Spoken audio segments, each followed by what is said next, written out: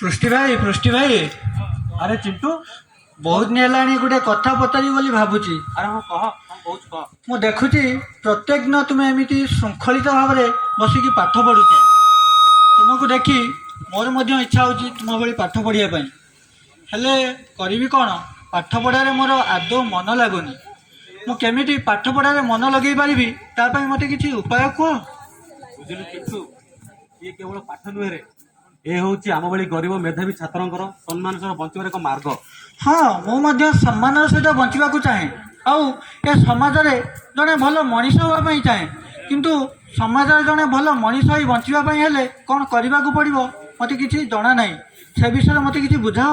ହଉ, ତୁ ଏଠି ବସେ, ମୁଁ ତତେ କିଛି ଦେଖଉଛି ହେଲା, ତୁ ହଉ, ଦେଖିବୁ। ବ। ଠିକ୍ ଅଛି।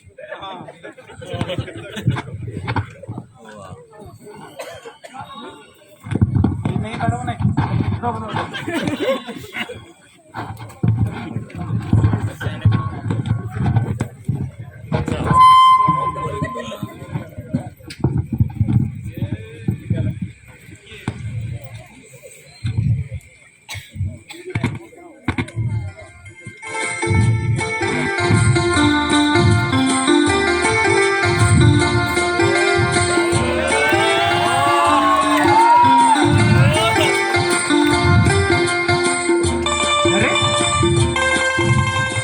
ଆରେ ଚିଙ୍କି, ତମେ କେତେବେଳେ ଆସିଲ?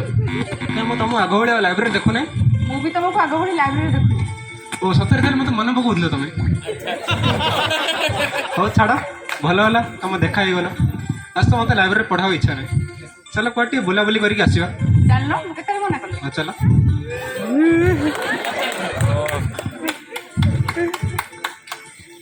ମୁଁ ଭାବୁଛି ତମେ ଲାଇବ୍ରେରୀ ଆସିଛ ମିନ୍ସ କିଛି ଗୋଟେ ପ୍ରିପାରେସନ୍ ଚଲେଇଛ। ମୁଁ ପୁଣି ପ୍ରିପାରେସନ୍? ଆଉ ତାହେଲେ କ'ଣ କରୁଛ କହୁନ? କିଛି ନାହିଁ, ଏମିତିରେ ହିଁ ଭିଡ଼ିଓ ଦେଖୁଛି, ରିଲ୍ସ ଦେଖୁଛି, ଆଉ ରାତିରେ ଶୋଇକି ସକାଳୁ ଉଠିଲା ବେଳକୁ ବୋଉର ଗାଳି ଶୁଣୁଛି। ସାଙ୍ଗମାନେ ଟାଇମ୍ ପଳେଇ ଯାଉଛି। ଆଉ ତମେ କ'ଣ କରୁଛ? ମୁଁ ଆଉ କ'ଣ କହିବି, ମୋର ବି ତ ସେମ୍ ସିଚୁଏସନ୍। ଦିନରେ ବାପାର ଗାଳି, ରାତିରେ ବୋଉର ପାଟି, ଗେମ୍ ଲଗେଇ ତ ଜାଣିଛ ମୋର ପେସନ୍। ସନ୍ଧ୍ୟାରେ ଟି କଟରେ ହିଁ ବୟସ ଗଡ଼ି ଚାଲିଛି। ହଉ ଛାଡ଼, ପ୍ରିପାରେସନ୍ ପାଇଁ ତ ଆହୁରି ବହୁତ ଟାଇମ୍ ଅଛି। ଆଜି ଗୋଟେ ନ୍ୟୁ ମୁଭି ରିଲିଜ୍ ହେଉଛି, ଚାଲ ନା ଦେଖିକି ଆସିବ। ଆକ୍ଚୁଆଲି ଏମିତି ତମକୁ ଗୋଟେ କଥା କହିବାକୁ ଚାହୁଁଛି। ସରକାର ଓ ବାପା ମା ଆମ କଥା କେତେ ଦିନ ବୁଝିବେ? ଆମେ ବି ତ ଆମ କଥା ବୁଝିବା ଦରକାର ନା। ମତେ ଲାଗୁଛି କି ଆମେ ବହୁତ ସମୟର ଟାଇମ୍ ବହୁତ ୱେଷ୍ଟ କରୁଛୁ। ତମ କହିବା କଥାଟା ପୁରା ଠିକ୍ ଯେ ଭ୍ୟାକେନ୍ସି ତ ଏତେ କମ୍ ବାହାରୁଛି, ପ୍ରିପାରେସନ୍ ପାଇଁ ଆଉ କ'ଣ ଟାଇମ୍ ହେଉଛି? ସମୟ ନଥିଲେ ବି ସମୟ ବାହାର କରିବାକୁ ପଡ଼ିବ, କାରଣ ଆମର ବି ତ ଭବିଷ୍ୟତ ଅଛି ନା। ତାହେଲେ କ'ଣ କରିବୁ? ତାହେଲେ ଆଜିଠୁ ଆମେ ଶପଥ କରିବା। ତମେ କହିଲାଣି ମାନେ କରିବାକୁ ପଡ଼ିବ। ଆଜିଠୁ ଆମେ ଶପଥ କରୁଛେ ସମୟର ଅପଚୟ ନ କରି ମନ ଧ୍ୟାନ ଦେଇ ସାଙ୍ଗ ହୋଇ ପାଠ ପଢ଼ିବା ଓ ସମାଜର ଘରର ଉନ୍ନତିମୂଳକ କାର୍ଯ୍ୟରେ ଭାଗିଦାର ହେବା।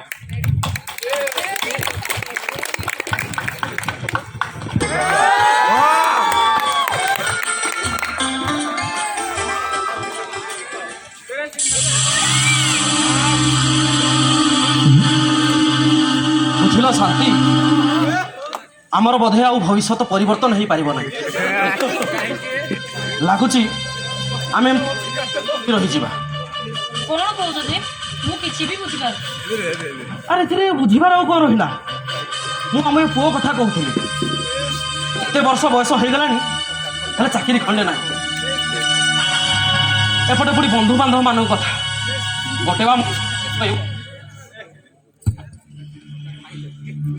ଓହୋ, ଏମିତି ଅଧୈର୍ଯ୍ୟ ହେଲେ କ'ଣ ହବ? ପିଲାଟା ତ ପରିଶ୍ରମ କରି ପଢୁଛି, ପଢୁ, ଏଥର ନହେଲେ ଆଉ ଥର ହେଇଯିବନି। ଆରେ ପଢୁଛି ବୋଲି କହିଲେ କ'ଣ ହବ? ଆରେ ଏତେ ବର୍ଷ ହେଲା ଚେଷ୍ଟା କଲେଣି, ଦୁନିଆରେ କ'ଣ ଆଉ କିଛି ଚାକିରି ନାହିଁ? କେବଳ ଏଇ ସରକାରୀ ଚାକିରି ଅଛି। ସେଇ ଚାକିରି କଲେ କାହିଁ ହେଉଛି? ପିଲାମାନେ ଆଉ କେଉଁ ଚାକିରି କରୁନାହାନ୍ତି ନା ସେଇଥିରେ ମଣିଷ ପରିପୋଷଣ କରୁନାହାନ୍ତି? କିନ୍ତୁ ନା, ୟାର ତ ଏଇ ଚାକିରି ଏକା ଦରକାର। ତମର ସବୁବେଳେ ଖାଲି ତରତର, ବୁଝିଲ? ହଁ, ତରତର ହେବିନି ଆଉ କ'ଣ? ମୁଁ ଯାଏ, ପିଲାଟାକୁ ଟିକେ ଖାଇବାକୁ ଦେଇଦେ। ବାପାରେ, ତୁ ଆସିଲୁ, ଆସେ ଖାଇବୁ। ସବୁ କରିବ ମଣିଷ, ଆଉ କଥା ବି ଶୁଣ। ବସିଲୁ, ବସ।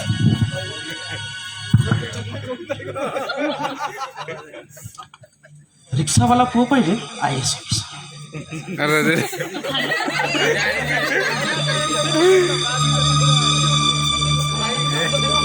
ଘରେ ପଢ଼ିବା ପାଇଁ ଆଲୁ ନଥିଲା ହେଲେ ବି OS ପରୀକ୍ଷାରେ ଉତ୍ତୀର୍ଣ୍ଣ।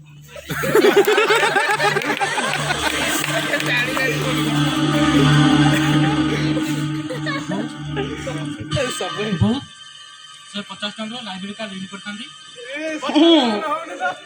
ପାଠ ପଢା ହଉଛି ନା କେବଳ ଲାଇବ୍ରେରୀ ବୁଲା ହଉଛି? ଚାକିରି ହବ ତ ଏଥର? ହଁ ବାବା ଏଥର ହେଇଯିବ, ଏଥର ବହୁତ ଭଲରେ ଏକ୍ଜାମ ହେଇଛି। ଛାଡ଼ ମ ତମ କଥା। ଏଥର 5 ବର୍ଷ ଚାଲିଗଲାଣି ହେଲେ ଚାକିରି ଖଣ୍ଡେ ତ ହେଇପାରିଲାନି ତମ ଦ୍ୱାରା। ଆରେ କେତେ ଦିନ ଆଉ ମୋ ପଇସାରେ ଚଳିବ? କେତେ ଦିନ ଆଉ ବୋଝ ହୋଇ ବଞ୍ଚିବ? ମଣିଷ ତମେ ଟିକେ ରହିଲ, କଣ ଖାଇବା ପିଇବା ସବୁ କହିପାରୁଥିଲେ? ହଁ ଦେଇଦିଅ ତାକୁ ଖାଇବାକୁ। ପିଲାଟାକୁ ତ ମଧ୍ୟ ଶାନ୍ତିରେ ଖାଇବାକୁ ହଁ ଏଇ ତ ସବୁ ରହିଯାଉଛି ଜୀବନରେ। ବୋଉ ସେ ତରକାରୀ ଦଉନ, ଭଲ ଲାଗୁଛି। ତରକାରୀ କ୍ଷୀରି ଟିକେ ଖାଇଦଉନୁ।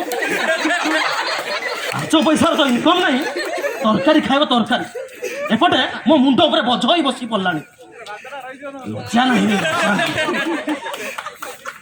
ବାପାରେ ଏ ବାପା ରାଗିଲେ ବି ସତ କଥା କହୁଛନ୍ତି। ତୁ ତ ଘରର ପରିସ୍ଥିତି ଦେଖୁଛୁ। ଆଉ ଗାଁରୁ ମାମୁଁ ଫୋନ କରିଥିଲେ, କହୁଥିଲେ ରାମର ପଡେ କିରାଣୀ ଚାକିରି ହେଇଛି। ଏ ବାପାରେ ତୁ କଣ ସେ ପରୀକ୍ଷା ଦେଇନଥିଲୁ କି? ଦେଇଥିଲି ଯେ ବୋଉ, ହେଲେ ଏଥର ହେଲାନି। ଆରେ ତମର ହବ ବି ନାହିଁ। ତମେ ଯୋଉ ପାଠ ପଢୁଛ ତମର ଚାକିରି କଣ? ତମର କିଛି ବି ହବନି। ଶଳା ମଣିଷ ଖଟିବ ଆଉ ଇଏ ବୁଲିବେ ରାସ୍ତାରେ। ଏଠି ମାମୁଁ ପୁଅର ଚାକିରି ହବ, ମଉସା ପୁଅର ଚାକିରି ହବ, ହେଲେ ଆମ ଭବିଷ୍ୟତ ଯେମିତିକୁ ସେମିତି ହେଇ ରହିଯିବ। କାହିଁକି ନା ଆମ ଭାଗ୍ୟ ଏତେ ଖରାପ ଯେ ଆମ ଭାଗ୍ୟରେ ଇଏ ଜୁଟିଛି। ଆରେ ବେଳେବେଳେ ତ ମତେ ଲାଗୁଛି ଅଯୋଗ୍ୟଟା ଇଏ ନୁହଁ, ଅଯୋଗ୍ୟଟା ମୁଁ। ବାପାରେ ଏଥରକ କେମିତି କଣ ଚେଷ୍ଟା କରିକି ତୁ ଚାକିରିଟା କରିଦେ। ଯଦି ସରକାରୀ ଚାକିରି ନ ହଉଛି ତାହେଲେ ଅଲଗା କିଛି କରେ। ଏପଟେ ଭଉଣୀର ବି ତ ବାହାଘର କରିବା, ତାର ବି ବୟସ ବଢିଗଲାଣି। ଆରେ ୟାକୁ କିଛି କହିବା ଦରକାର ନାହିଁ। ବାପା ମୁଁ ହେଇଛି ମାନେ ତା ବାହାଘର ବି ମୁଁ ହିଁ କରିବି। ଏଭଳିଆ କୁଳାଙ୍ଗାର କଥା ଶୁଣିବା କିଛି ବି ଦରକାର ନାହିଁ। ଯଦି ସରକାରୀ ଚାକିରି ଯଦି ହବାର ମୋ ଭାଗ୍ୟରେ ନାହିଁ ତାହେଲେ ମୁଁ କଣ କରିପାରିବି? ମୁଁ ତ ପରିଶ୍ରମ ବହୁତ କରୁଛି ନା। ଯଦି ସରକାରୀ ଚାକିରି ନ କରିବା ଏ କଣ ଅଭିଶାପ? ହେଇଗଲା, ତୁମ ମନଟା ଶାନ୍ତି ହେଇଗଲା ଏଥର? ଭଲ ଲାଗିଲା ବାପାରେ? ତୁ ଆସିଲୁ, ତୁ ପରା କହୁଥିଲୁ 150 ଟଙ୍କା ନେବୁ ବୋଲି। ଏଇ ନେ 150 ଟଙ୍କା ରଖେ, ପରିବା ପାଇଁ ରଖିଥିଲି। ହେଲେ ବାପାରେ ସବୁବେଳେ ଗୋଟେ କଥା ମନେ ରଖିବୁ, ଜୀବନର ଯେକୌଣସି ପରିସ୍ଥିତିରେ ବି ଧୈର୍ଯ୍ୟ ହରା ନ ହେଇ ସଫଳତାର ଶିଖରରେ ପହଞ୍ଚିବାକୁ ସବୁବେଳେ ପ୍ରୟାସ ଜାରି ରଖିବୁ।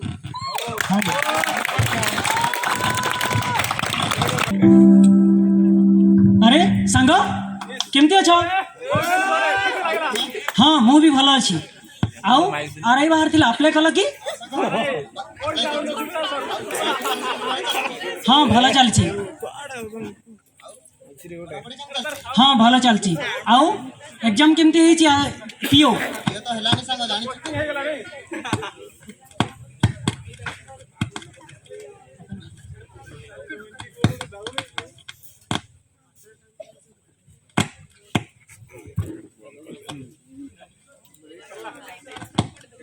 ସାଙ୍ଗ କେମିତି ଅଛ?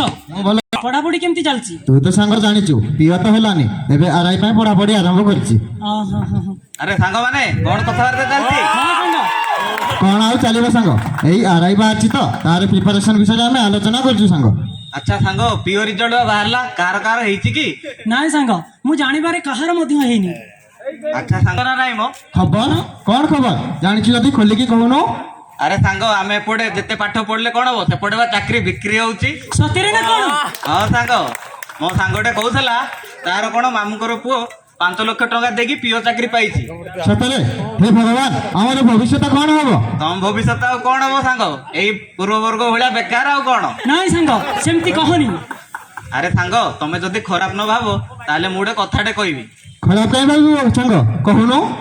ସାଙ୍ଗ ମୁଁ କହୁଥିଲି ଯେ ଚାଲୁନ ଆମେ ମଧ୍ୟ ପଇସା ଦେଇ ଚାକିରି କରିବା। ଆରେ ବାପରେ, ପଇସା? ହଁ ପଇସା। ମୋ ମାମୁଙ୍କର କୁଆଡେ ବଡ ନେତାଙ୍କ ସହିତ ଚିହ୍ନା ଅଛି। ତମେ ଯଦି କହିବ ତାହେଲେ ମୁଁ ତମ ପାଇଁ ମଧ୍ୟ କଥା ହେବି। ତୁ ସାଙ୍ଗ ନେତା ମନ୍ତ୍ରୀ ଚକ୍କରରେ ତୁ ଆଉ ନ୍ୟୁଜ ପେପର ବୋଧେ ଆଉ କିଛି ପଢୁନୁ। କାଇଁ ସାଙ୍ଗ, କଣ ହେଲା କେମିତି? ମୁଁ ତ କିଛି ଜାଣିନି। ତୁ ଜାଣିନୁ? ହଁ ସାଙ୍ଗ, केंद्र सरकार नियम अनुसार जदि किए परीक्षा ठकामी करे ताहले 10 वर्ष जेल आउ 1 कोटी टंका जरिमाना देवाक पड़िबो।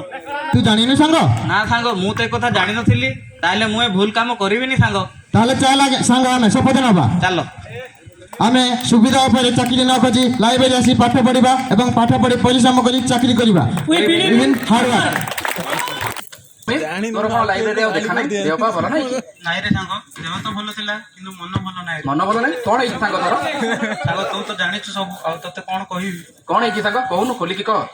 ସାଙ୍ଗ ପରୀକ୍ଷା ପରେ ତ ପରୀକ୍ଷା ଦେଇ ଆସିଲି, ଭାବିଥିଲି ଏଥର ବି ପିଓଟା ହେଇଯିବ, ବହୁତ ପରିଶ୍ରମ କଲି ସାଙ୍ଗ, ହେଲେ ବି ପିଓ ହେଲାନି ସାଙ୍ଗ। ସେଥିରେ କଣ ଅଛି ସାଙ୍ଗ, ପିଓରେ ତ ମୁଁ ବି ବିଫଳ ହେଇଛି। ଗୋଟେ କଥା ସବୁବେଳେ ମନେ ରଖ ସାଙ୍ଗ, ବିଫଳ ହେଉଛି ସଫଳତାର ଆଉ ଏକ ପାର୍ଶ୍ୱ। ତ ସେ କଥା ଛାଡ, ଆମେ ବର୍ତ୍ତମାନ ସିଜିଏଲ ବାହାରିଛି, ଆମେ ସିଜିଏଲ ପାଇଁ ପ୍ରିପେୟାର ହେବା। ସାଙ୍ଗ ସିଜିଏଲରେ ସାଙ୍ଗ ତୁ ତ ଜାଣିଛୁ ବହୁତ କମ୍ ପୋଷ୍ଟ ବାହାରୁଛି, ପୁଣି ହାଇକୋର୍ଟ, ଆମେ କଣ ଏତେ ହାଇକୋର୍ଟକୁ ଟେକେଲ କରିପାରିବା ସାଙ୍ଗ? ପାରିବା ସାଙ୍ଗ, ତୁ ଏମିତି ଅଧୈର୍ଯ୍ୟ ହନା। ଆଚ୍ଛା ଛାଡ ସେ କଥା, ସିଜିଏଲ ନହେଲେ ନାହିଁ। ବର୍ତ୍ତମାନ ଆମର OSSରେ RI ARI ଆଉ ଅମିନ ବାହାରିଛି, ଆମେ ସେଥିପାଇଁ ପ୍ରିପେୟାର ହେବା। ଆଉ ଗୋଟେ କଥା ମନେ ରଖ ସାଙ୍ଗ, ଆମର ଏଇ ଲାଇବ୍ରେରୀକୁ ସବୁ ନୂତନ ବହି ସବୁ ଆସିଛି ସରକାରଙ୍କ ତରଫରୁ, ଠିକ ଅଛି? ଆମେ ସେଇ ବହିକୁ ନେଇକି RI ପାଇଁ ପ୍ରିପେୟାର ହେଇପାରିବା। ସାଙ୍ଗ ଆରଆଇ କଥା କଣ ସାଙ୍ଗ ତୁ ଜାଣିନୁ? 10 ଦିନ ପୂର୍ବରୁ ପୁରା 10 ଲକ୍ଷ ଟଙ୍କା ଦେଇକି ଚାକିରି ବିକ୍ରି ହେଇଯାଉଛି, ଆମେ କଣ ଏତେ ଟଙ୍କା ଦେଇକି ଚାକିରି କିଣିପାରିବା ସାଙ୍ଗ? ହବନି ସାଙ୍ଗ। ହଁ ସାଙ୍ଗ, ସେଇଟା ବି ସତ କଥା। ଆଜିକାଲିକା ତାରିଖରେ ଚାକିରି କହିବା ମାତ୍ରେ ଖାଲି କରପ୍ସନ ଆଉ ଯୋଉଠି ଦେଖି ଖାଲି କରପ୍ସନ। ଆଚ୍ଛା ଛାଡ ସାଙ୍ଗ, RI ନହେଲେ ନାହିଁ, ଆମେ ଟିଚର ପାଇଁ ପ୍ରିପେୟାର ହେବା। ସାଙ୍ଗ ଟିଚର ହେବା ପାଇଁ ତ ସାଙ୍ଗ ତୁ ଜାଣିଛୁ ବିଏଡ୍ କରିବାକୁ ପଡ଼ିବ, ସେଠି ପୁଣି SC ST ପିଲା ହିଁ ପାଉନାହାନ୍ତି।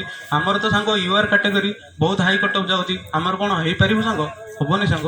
ହଁ ସାଙ୍ଗ, ସେଇଟା ବି ସତ କଥା। ଆଚ୍ଛା ଛାଡ ସେ କଥା, ମୁଁ ମୋ ସାଙ୍ଗମାନଙ୍କ ପାଖରୁ ଶୁଣିଛି ଯେ ଆମେ କିଛି ଟଙ୍କା ବ୍ୟୟ କରିକି ଆମେ ଆନ୍ଧ୍ରା ବିଇଡି କରିକି ଟିଚର ପାଇଁ ଏଲିଜିବୁଲ ହେବା, ଆଉ ଆନ୍ଧ୍ରା ବିଇଡି ସରିଲା ପରେ ଟିଚର ପକେଇକି ଟିଚର ମଧ୍ୟ ପାଇପାରିବା। ଏତେ ପଇସା କୋଉଠୁ ଆଣିବି ସାଙ୍ଗ? ଆନ୍ଧ୍ରା ବିଇଡି କରିବା ପାଇଁ ତ 1.5 ଲକ୍ଷ ଟଙ୍କା ଦରକାର ହଉଛି ସାଙ୍ଗ।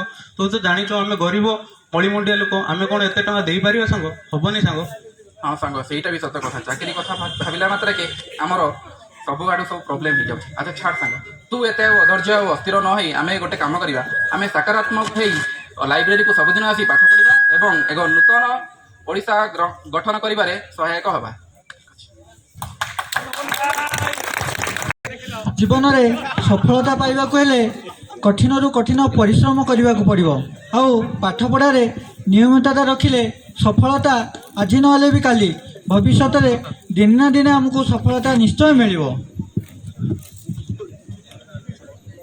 ହଁ ବନ୍ଧୁମାନେ, ଆପଣ ମଧ୍ୟ ଚିଣ୍ଟୁ ଭଳିଆ ମନ ଦେଇ ପାଠ ପଢ଼ନ୍ତୁ ତଥା ନିଜ ପରିବାର ତଥା ରାଜ୍ୟ ଦେଶର ପ୍ରଗତିରେ ଭାଗିଦାରୀ ହୁଅନ୍ତୁ। ଚିଣ୍ଟୁ, ଏ ଲାଇବ୍ରେରୀକୁ ଆସିକି ଖାଲି ଇତିହାସ ପଢ଼ିଲେ ହବନି, ଇତିହାସ ପଢ଼ିବା ସହିତ ଇତିହାସ କରିବାକୁ ପଡ଼ିବ। ଜାଣିଲୁ ଚିଣ୍ଟୁ, ଏ ଦୁନିଆରେ ଛୋଟ ସ୍ୱପ୍ନ ଦେଖିବା ମହାପାପ। କ'ଣ ପାଇଁ ଭାଇ ଛୋଟ ସ୍ୱପ୍ନ ଦେଖିବା ମହାପାପ? ଟିକେ ବୁଝେଇଲ ମୋତେ। ଛୋଟ ସ୍ୱପ୍ନ ଦେଖିଲେ ତୁ ସବୁବେଳେ ଛୋଟ ହେଇକି ରହିବୁ। ଏ ସମାଜ, ଏ ଜନସାଧାରଣ, ଏ ସରକାର ସମସ୍ତଙ୍କ ଦ୍ୱାରା ତୁ ଶୋଷିତ ଲାଞ୍ଛିତ ହବୁ। ହଉ ଭାଇ, ମୁଁ ମଧ୍ୟ ଆଜିଠାରୁ ଛୋଟ ସ୍ୱପ୍ନ ଦେଖିବା ଛାଡ଼ି ବଡ଼ ସ୍ୱପ୍ନ ଦେଖିବି, ଆଉ ବଡ଼ ସ୍ୱପ୍ନ ଦେଖି ବଡ଼ ଚାକିରିଟିଏ କରିବି। ତାପରେ ଯାଇ ଏ ଦେଶର ସମାଜର ଉନ୍ନତି କରିବା ପାଇଁ ନିହାତି ପ୍ରୟାସ କରିବି।